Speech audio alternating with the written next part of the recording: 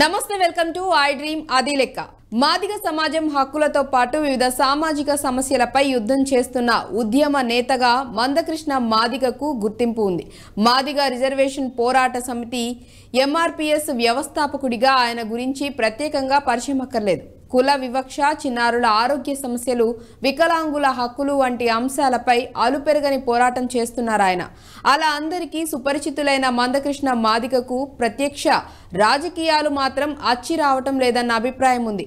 ఆ క్రమంలో ఆయన బీజేపీ నుంచి లోక్సభ ఎన్నికల బరిలో పోటీకి దిగబోతున్నారన్న ప్రచారం చర్చనీయాంశంగా మారింది. ఆయనతో పాటు పలువురు ప్రముఖులు లోక్సభ ఎన్నికల్లో బరిలోకి దిగే అవకాశం కనిపిస్తోంది.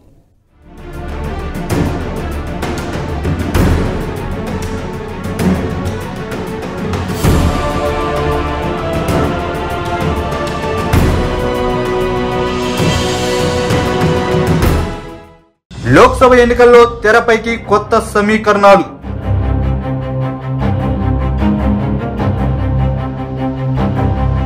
ఉన్న పార్టీలో టికెట్ దక్కకపోతే గోడ దూకటానికి రెడీ అవుతున్న సీనియర్లు.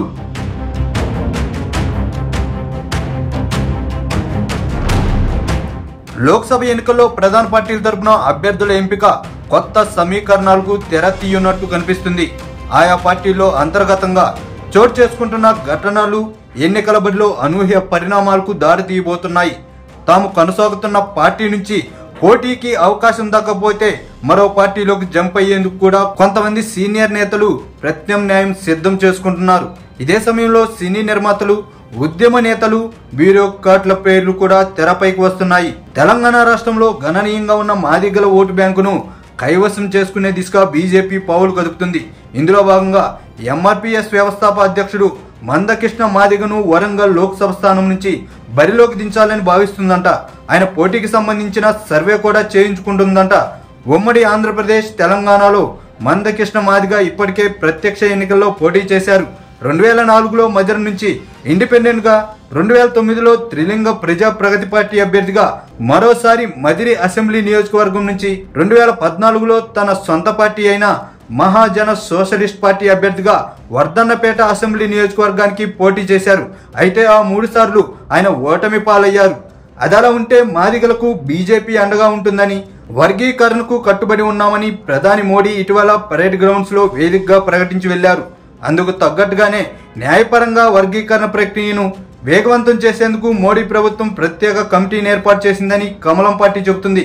ఆ క్రమంలోనే మందకృష్ణన్ను లోక్సభ ఎన్నికల బరిలోకి దించితే మాదిగల ఓట్లు తమకే పడతాయన్న నమ్మకంతో బీజేపీ నేతలు ఉన్నారంటున్నారు.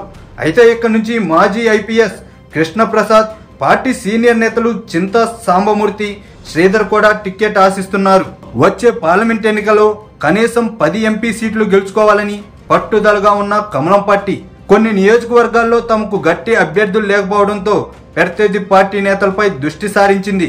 ఇందులో భాగంగా ఆయా నియోజకవర్గాల్లో గట్టి పట్టున్న బీఆర్ఎస్ సీనియర్ నేతలతో అంతర్గత చర్చలు జరుపుతున్నట్టు తెలుస్తుంది.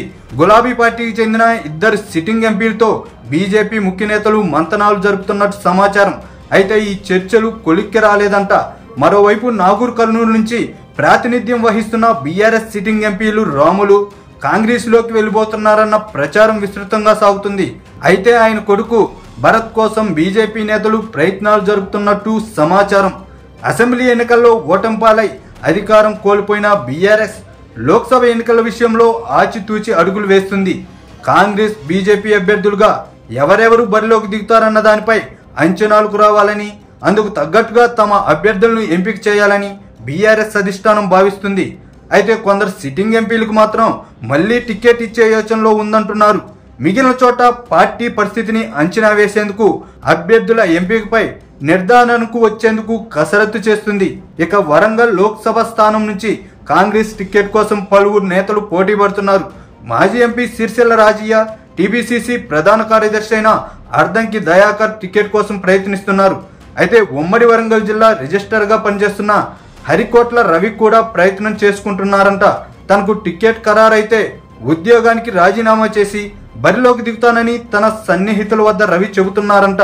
మరోవైపు నిజామాబాద్ లోక్సభ స్థానం నుంచి ప్రముఖ సినీ నిర్మాత దిల్ రాజుగా సుపరిచితులైన వెంకటరామరెడ్డిని బరిలోకి దింపాలన్న ప్రతిపాదన కాంగ్రెస్ లో ఉందంట.